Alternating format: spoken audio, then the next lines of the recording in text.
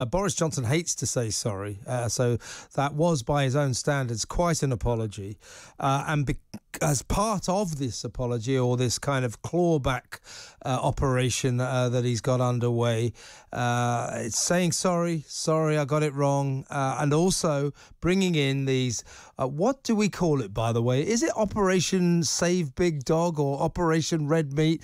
I think it's Operation Save Big Dog with red meat. Yeah, with red meat, but of course it should be blue meat. I don't think the Tories should ever have slogans with the word red in. Not a good idea. Anyway, in some ways it's a good thing because it's forced this guy who was voted in by Conservative voters to actually start acting like a Tory Prime Minister, because most people who voted for him thought, well, hang on a second, I voted you in, and then you start going on about all this green stuff. You're going to raise taxes. You're going to have massive public spending. These aren't Conservative policies. So suddenly he's attacking the BBC. He's bringing in the Navy to sort the migrants out, which won't sort the migrants out. The Navy's already said it will not return the migrants to France, but that's by the by.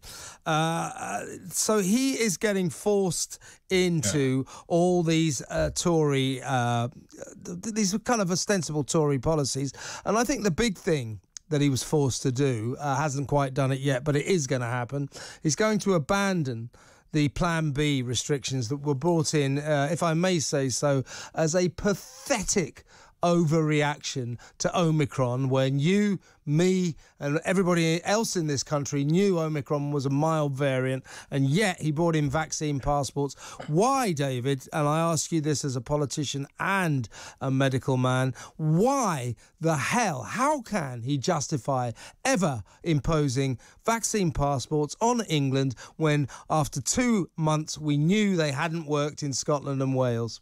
Yeah, well, he can't justify it in the slightest. And if you remember, Kev, you and I have spoken about this for weeks. We both said that this was not the right way to go. And if you remember that week they brought them in, I'd spoken to doctors in South Africa who said that clearly the Omicron was actually less dangerous than the Delta variant, and therefore there were no need for these restrictions. And yet they brought them in. And once again, they listened to Sage, and Sage have this reputation of getting everything disastrously wrong. And I think what they've done is actually they over the pudding. They didn't know which way to go. They then imposed these vaccine mandates. And I have to say, though, having just come back from the States, I never want to go back to what they are doing in California. You cannot go to a bar, you cannot go to a restaurant without a COVID passport. I spoke to a friend of mine the other night who has chosen not to be vaccinated, and I think that is a good choice. If that is your choice, I think you should have body autonomy. Agreed. But you would not be able to go to a bar or a restaurant. We need to get rid of them. They don't work. Get rid of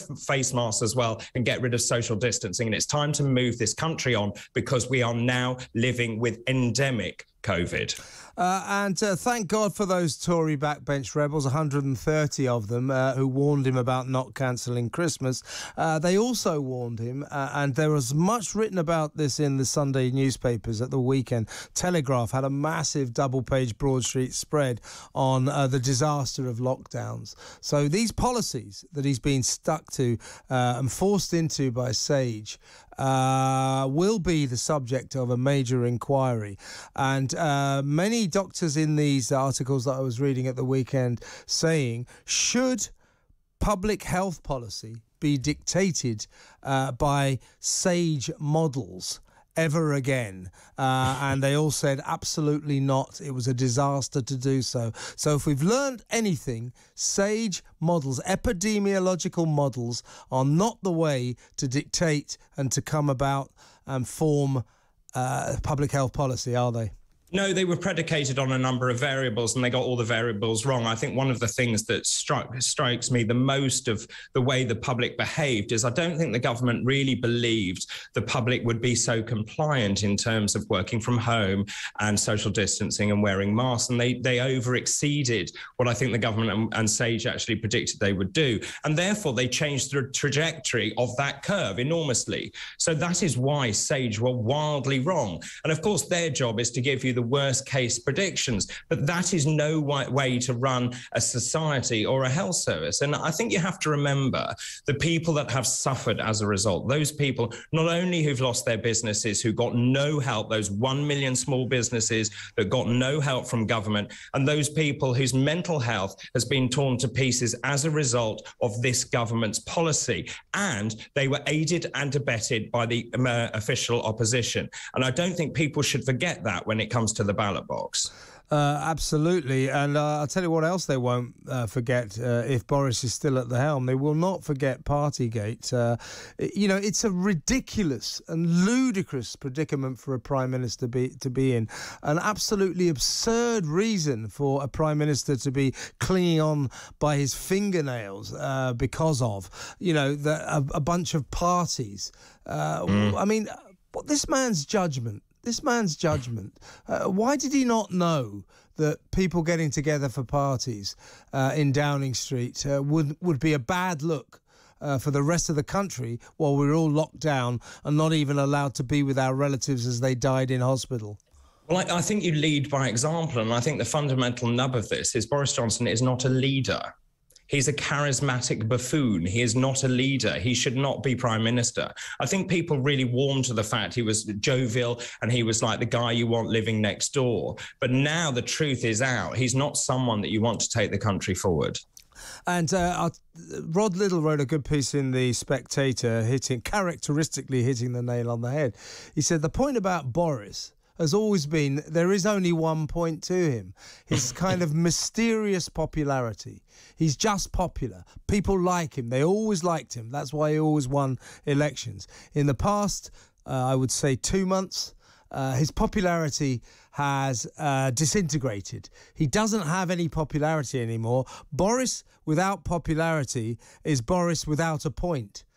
So he doesn't have popularity. There's nothing more to him. There is nothing more to him than mysterious popularity.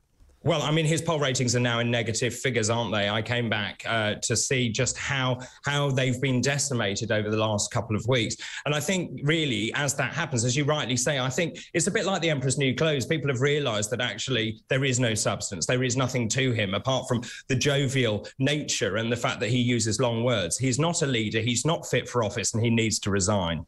Yes, and when he came in, as I was saying earlier, you know, a lot of people thought they were voting for the traditional Tory party.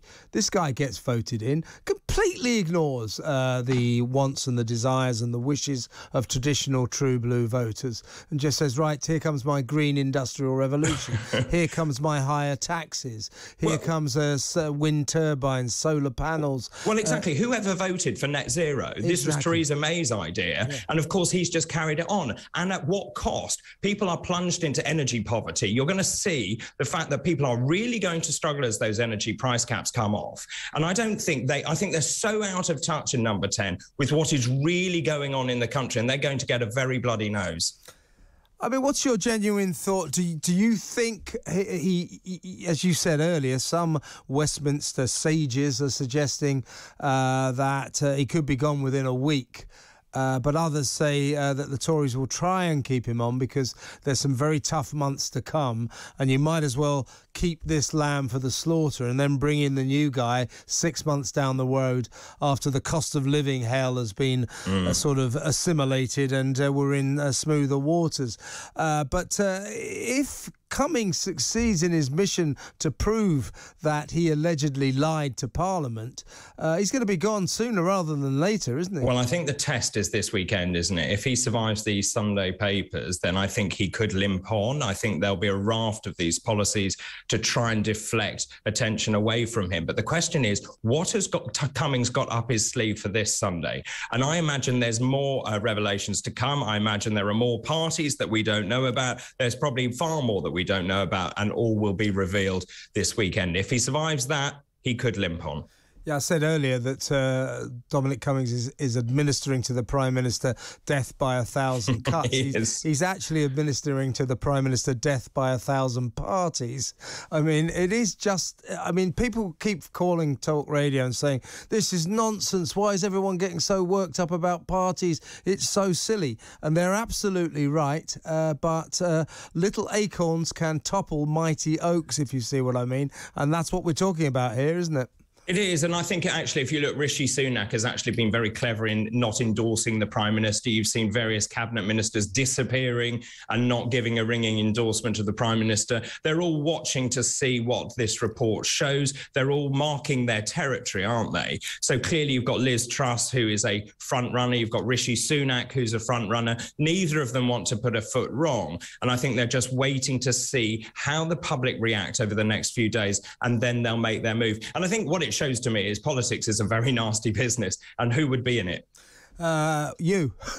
Yeah, well, I know that's what I mean. Great to talk to you, David.